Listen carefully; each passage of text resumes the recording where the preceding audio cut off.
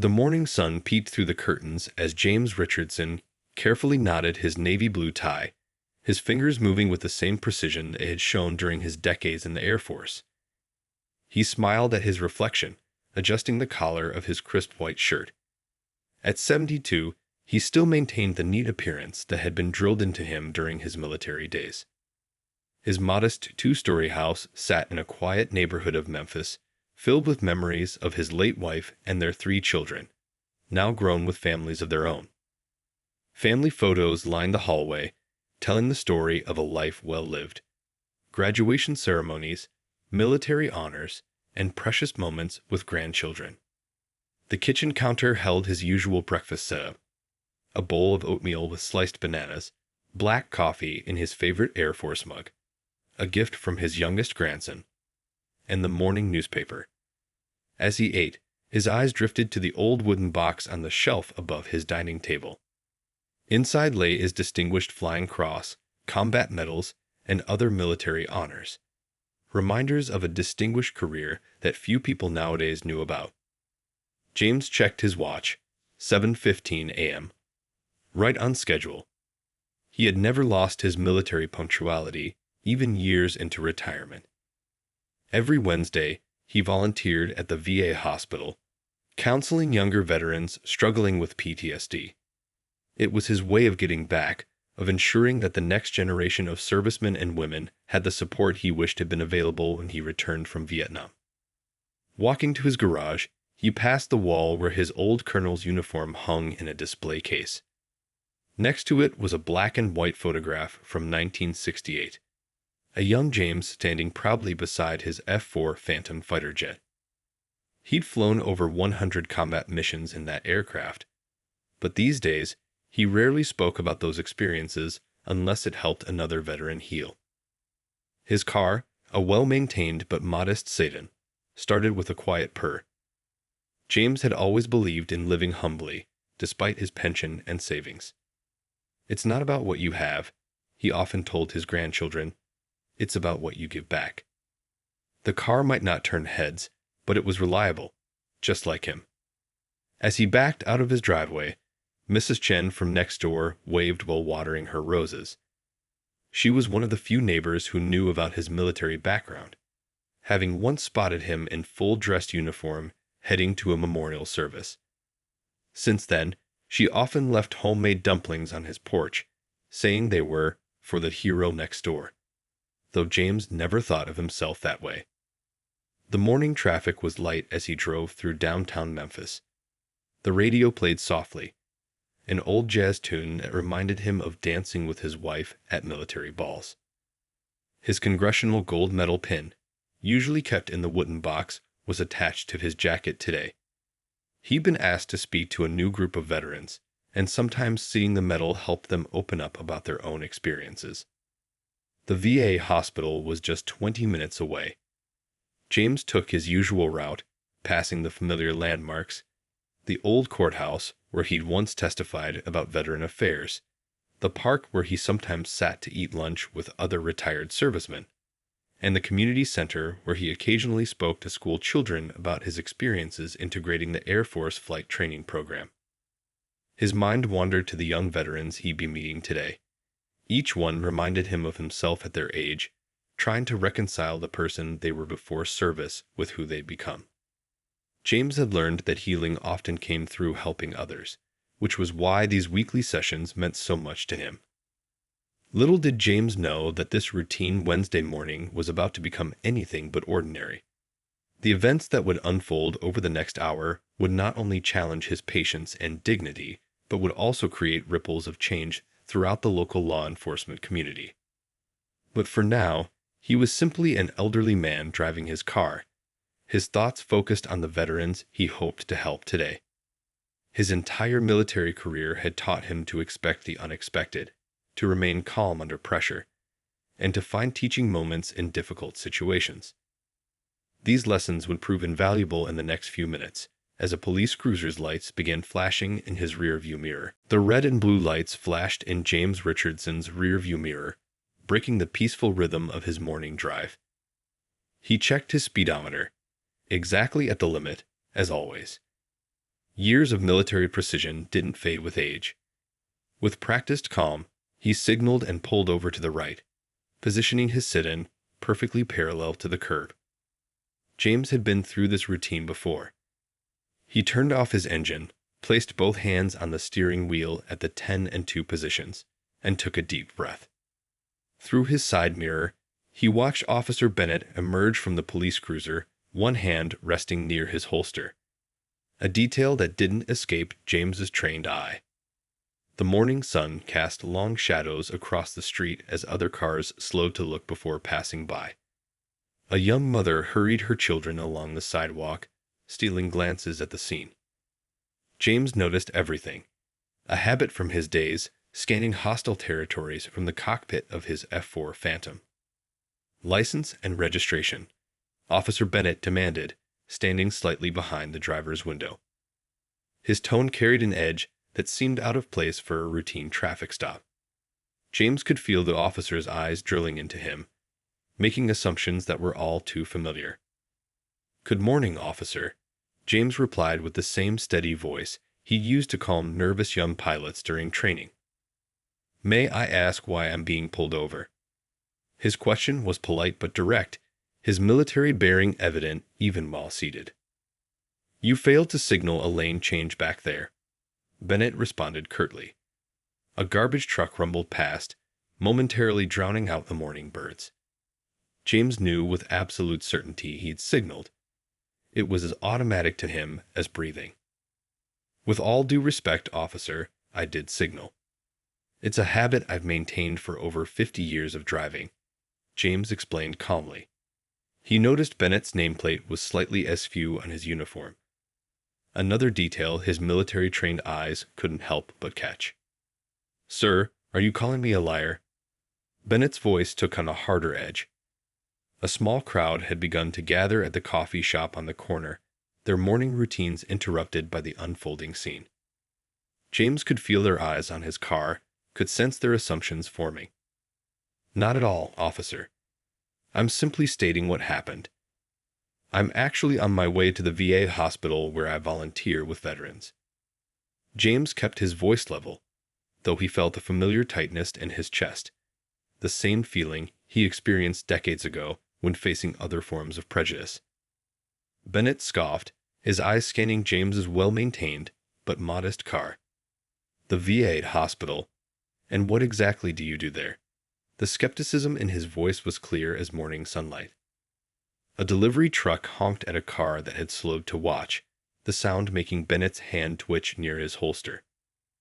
"I counsel veterans dealing with PTSD," James replied, his thoughts briefly drifting to the young men and women waiting for him at the hospital. He'd have to call ahead soon to let them know he'd be late. "I've been doing it every Wednesday for the past 15 years. "Right," Bennett drawled, drawing out the word. "And I suppose you're a veteran yourself."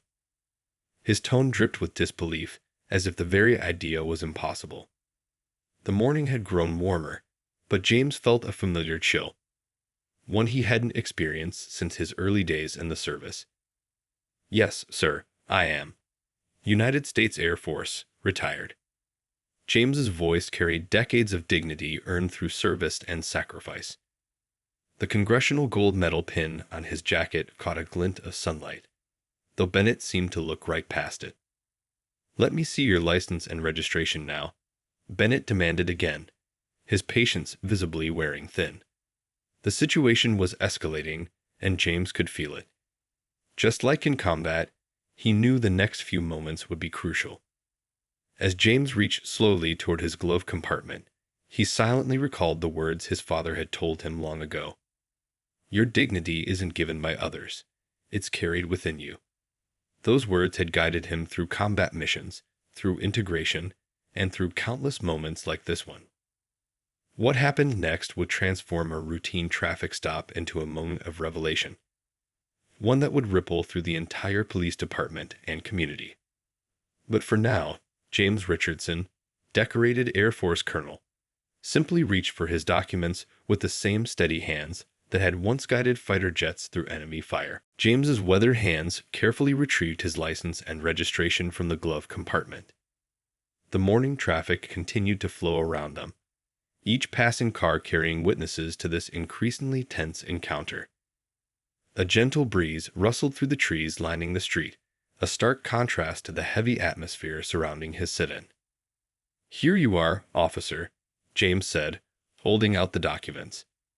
His voice remained steady, carrying the same calm authority he used during countless military briefings. Officer Bennett snatched the papers roughly, studying them with exaggerated scrutiny. "This vehicle's pretty old for someone who claims to be a military officer," Bennett remarked, his eyes narrowing as he looked from the registration back to James. The comment stung, but James had faced far worse. He thought of his father's old pickup truck, how it had taught him that true worth wasn't measured by material possessions. "I prefer to live simply, officer," James replied. "It lets me focus on what matters, like helping other veterans." Through his side mirror, he noticed more people gathering on the sidewalk. A young man had his phone out, recording the interaction.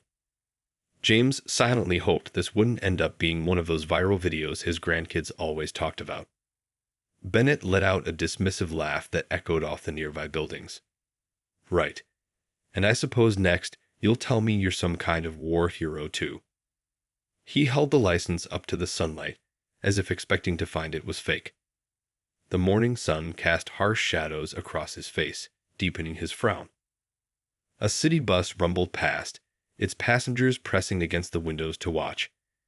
James caught glimpses of concerned faces, reminded of similar expressions he'd seen decades ago during the integration of the Air Force training program. Some things change slowly, he thought, while others didn't seem to change at all. "I flew over 100 combat missions in Vietnam," James stated simply, his mind briefly flashing to memories of jungle canopies and anti-aircraft fire. "But that's not what's important right now. I have veterans waiting for me at the VA hospital who need help. Listen here." Bennett leaned closer to the window, his voice dropping to a harsh whisper. "I don't know what kind of game you're playing, but I've been on this beat for 10 years. I know every trick in the book." His badge caught the sunlight, momentarily blinding James. A group of schoolchildren walked past with their teacher, their excited chatter dying down as they sensed the tension in the air. James thought of his own grandchildren, how he'd have to explain situations like this to them someday. The thought strengthened his resolve to handle this with dignity. "No tricks, officer," James replied, his voice carrying the weight of his years of service. "Just a citizen trying to get to his volunteer work." He glanced at his watch. 8:15 a.m. His first counseling session would be starting soon. Young veterans dealing with trauma didn't need the added stress of a delayed or missing mentor. Bennett's radio crackled with routine patrol chatter, but he ignored it, focused intently on making James uncomfortable. "Get out of the car," he ordered suddenly, his hand again moving to rest on his holster. "Let's see if your story holds up." The morning had grown warmer, but James felt a familiar chill, the same one he'd experienced before dangerous missions. He knew this moment could go two ways. His extensive military training had taught him to recognize pivotal moments, and this was definitely one of them. "Officer," James began, his voice carrying the same authority that had commanded squadrons, "I want to comply with your instructions, but I need you to understand something." He started to reach for his jacket pocket, where he kept his military ID, a movement that made Bennett tense visibly. Just then, a patrol car pulled up behind Bennett's cruiser, its arrival sending ripples through the growing crowd of onlookers. The next few moments would change everything, but not in the way anyone expected. As James sat there, his hands still carefully placed where Bennett could see them, he couldn't help but think about how some of life's most important lessons came from its most challenging moments. The air hung thick with tension as time seemed to slow down. Years of military service had taught James to stay calm in crisis situations, but this was different. This wasn't a battlefield in Vietnam. This was his hometown, on a street he'd driven down hundreds of times. Yet somehow, the stakes felt just as high. The morning sun climbed higher in the sky as James slowly moved his hand toward his jacket, every motion deliberate and measured. "Officer Bennett, I'm going to reach for my military ID," he announced clearly, the same way he used to call out his actions during flight formation training. The Congressional Gold Medal pin on his lapel caught the sunlight, sending a bright glint across the scene. Bennett's stance remained rigid, his eyes fixed on James's every movement. The crowd of onlookers had grown larger, their morning routines forgotten in the tension of the moment. A delivery truck driver had stopped across the street, his hazard lights blinking steadily in the background. As James's fingers brushed against his jacket, the fabric shifted, fully revealing the prestigious pin he wore. To most people, it might have looked like any other piece of military decoration, but to those who knew its significance, it spoke volumes about the man wearing it. The sound of boots on pavement drew everyone's attention. The patrol car that had pulled up moments ago belonged to Lieutenant Richards, a 25-year veteran of the force. Unlike Bennett, Richards had served in the military before joining the police. The moment his eyes landed on James's pin, his entire demeanor changed. "Hold on," Richards called out, his voice cutting through the morning air. He approached quickly but carefully, his eyes fixed on the golden pin that Bennett had dismissed. "Officer Bennett, step back for a moment." The authority in his voice was unmistakable. Bennett hesitated, confusion crossing his face. The gathering crowd had fallen silent, sensing a shift in the atmosphere. A gentle breeze rustled through the trees, carrying the distant sound of church bells marking the half-hour. "Sir," Richards addressed James directly, his tone filled with respect, "that pin you're wearing, would that be the Congressional Gold Medal?" The question hung in the air, heavy with meaning. Several onlookers whispered among themselves, trying to understand the significance of the moment. James nodded slowly, his dignity never wavering. "Yes, Lieutenant. Awarded for service during Vietnam and contributions to the integration of Air Force flight training." His voice carried no hint of boasting, just the simple statement of facts he'd lived. Richards turned to Bennett, whose face had begun to show the first signs of understanding. "Officer Bennett, do you know what that medal represents?" The lieutenant's question was pointed but professional. A passing school bus slowed down, its young passengers pressing their faces against the windows. "The Congressional Gold Medal is one of the highest civilian honors our nation can bestow," Richards continued, not waiting for Bennett's response. "It's awarded by Congress itself.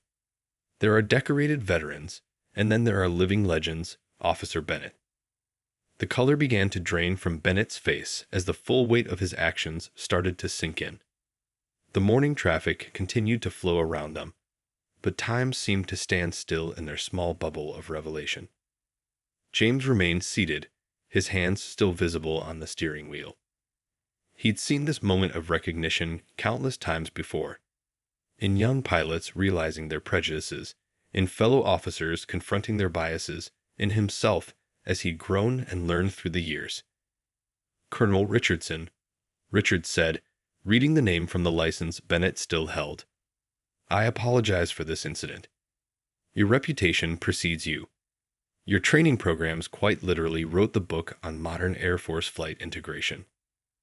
A young woman in the crowd gasped softly, finally connecting the dots. She'd written a college paper about the integration of military flight schools, about a pioneering officer who'd helped break down barriers while flying combat missions.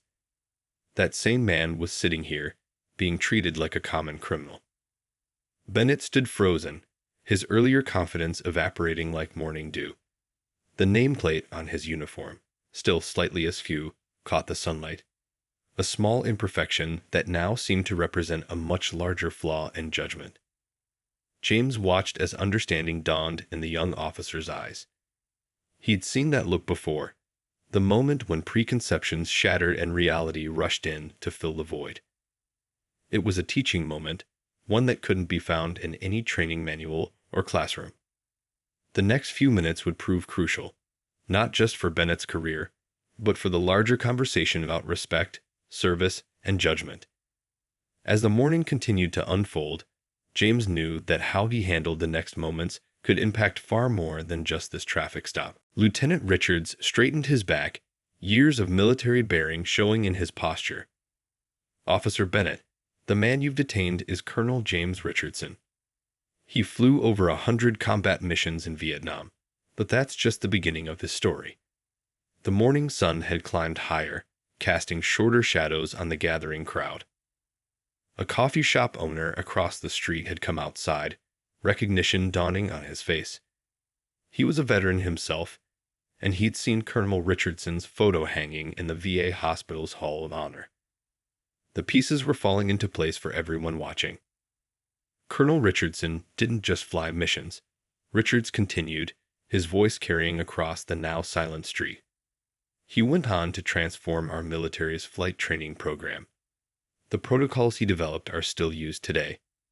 Behind them, a young boy tugged at his mother's sleeve, asking in a loud whisper if they were talking about a real hero.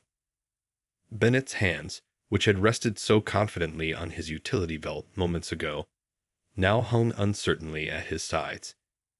His earlier arrogance had melted away like morning frost in the sun. The radio on his shoulder crackled with routine patrol chatter, but he seemed deaf to it now. "Sir," Bennett started, his voice barely above a whisper, "I didn't know." He looked down at the license and registration still clutched in his hand, seeing them with new eyes. The modest car, the simple clothes. Everything he judged so harshly now spoke of humility rather than suspicion. James slowly stepped out of his car, his movements still careful and deliberate. At his full height, he carried himself with a kind of dignity that couldn't be taught. It could only be earned through years of service and sacrifice. The Congressional Gold Medal pin gleamed on his lapel, no longer just a piece of metal, but a symbol of a life dedicated to breaking barriers. "The medal isn't what makes the man, Officer Bennett," James said quietly, his voice carrying the weight of wisdom rather than anger. "It's the lessons we learn along the way." A gentle breeze stirred the American flag hanging outside a nearby building, as if emphasizing his words. More officers had arrived on the scene, drawn by radio chatter about Lieutenant Richards' involvement in a routine traffic stop. Each one's expression changed as they realized who was standing before them. Several removed their caps in respect, a gesture that spoke volumes. The crowd of onlookers had grown larger, and phones were recording the scene. But this wouldn't become one of those viral videos of conflict. Instead, it was capturing a moment of transformation. The coffee shop owner had brought out cups of coffee, passing them through the crowd until they reached James and the officers. "Colonel," Richard said, accepting a cup with gratitude, "your training programs didn't just change the Air Force. They changed lives." He turned to Bennett, whose face showed a mix of shame and dawning understanding. "Officer Bennett, you're looking at a man who fought 2 wars, one overseas and one right here at home." James sipped his coffee, remembering countless briefing rooms and training sessions. "We all have our battles, Lieutenant," he said. "The real victory isn't in winning them, but in learning from them." His words weren't just meant for Bennett. They were for everyone listening. A young female officer stepped forward, her eyes bright with recognition. "Sir, I studied your training protocols at the academy," she said. "Your methods for overcoming bias and building trust. They're still teaching them today." Her voice carried admiration, but also a hint of anger at how James had been treated. Bennett looked at his watch, the same gesture he dismissed when James had mentioned his VA hospital commitments. Now he understood the weight of that responsibility. Veterans were waiting for their mentor, their counselor, their living link to a history of service and sacrifice. The morning had turned into something none of them had expected. What started as a routine traffic stop had become a lesson in judgment, respect, and the quiet dignity of true service. As the sun continued to climb in the sky, its light seemed to shine differently on all of them, illuminating not just their faces, but their understanding. This moment would ripple through the police department and the community, touching lives far beyond this street corner.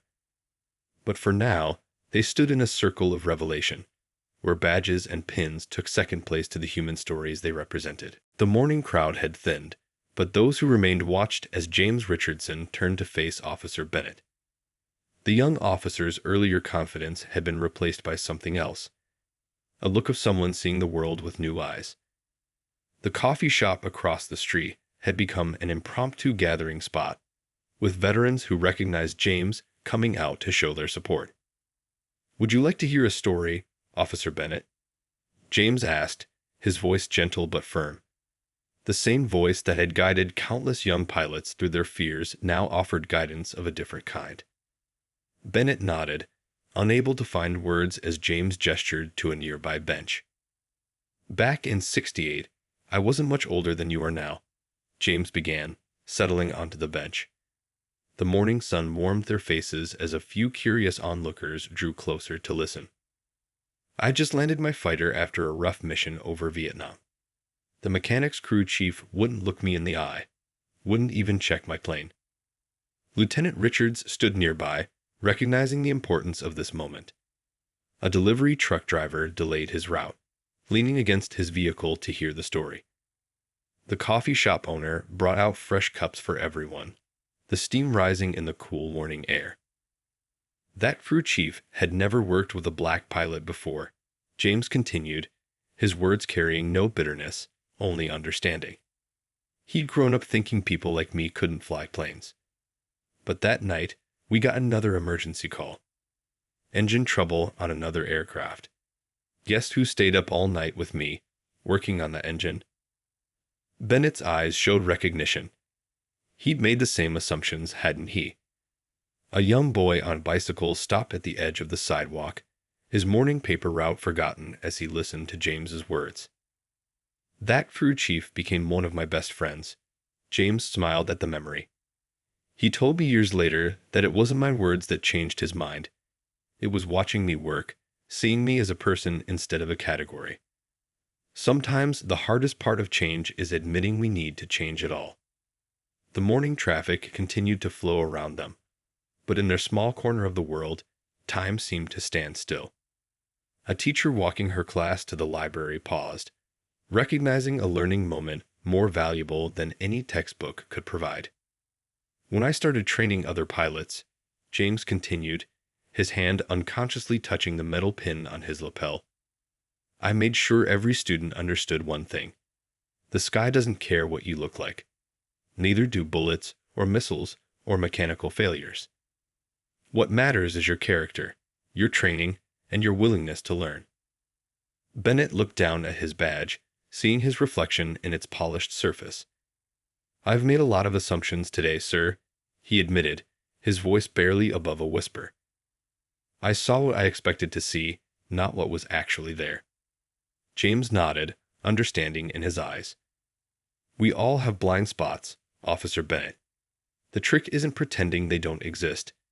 It's being willing to look at them honestly when someone points them out. A passing bus slowed down, its passengers watching the unusual scene through the windows. Several other officers who had gathered began sharing their own stories. Times they'd jumped to conclusions, moments they'd learned hard lessons about prejudice. The morning had become an impromptu teaching session, with James's quiet wisdom at its center. Sir, Bennett said finally, squaring his shoulders, I'd like to learn more. About your service, about your training programs, about doing this job better. His words carried the weight of genuine commitment, not just embarrassment or obligation. James checked his watch. His VA hospital session was long delayed, but somehow he knew those veterans would understand. Some lessons couldn't be scheduled or planned.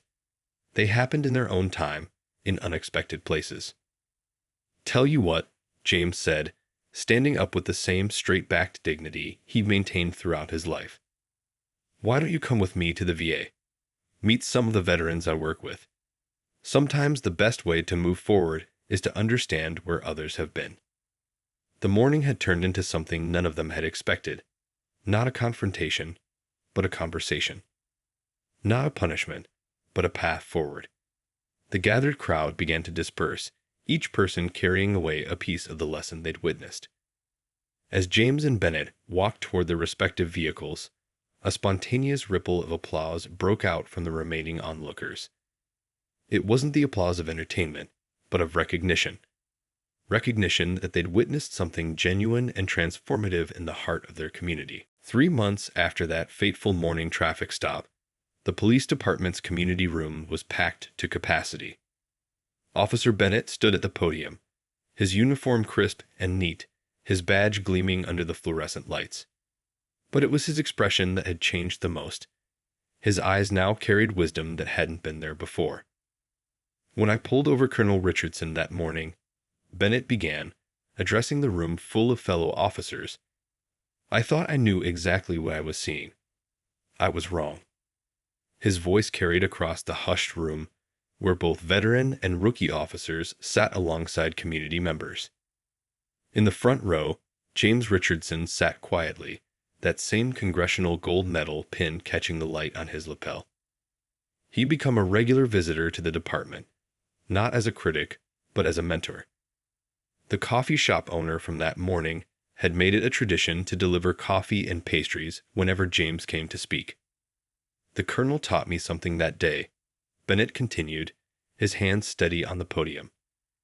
He showed me that our greatest enemy isn't the person we're facing. It's the assumptions we carry inside ourselves. A few heads nodded in agreement, while others scribbled notes. The changes had started small.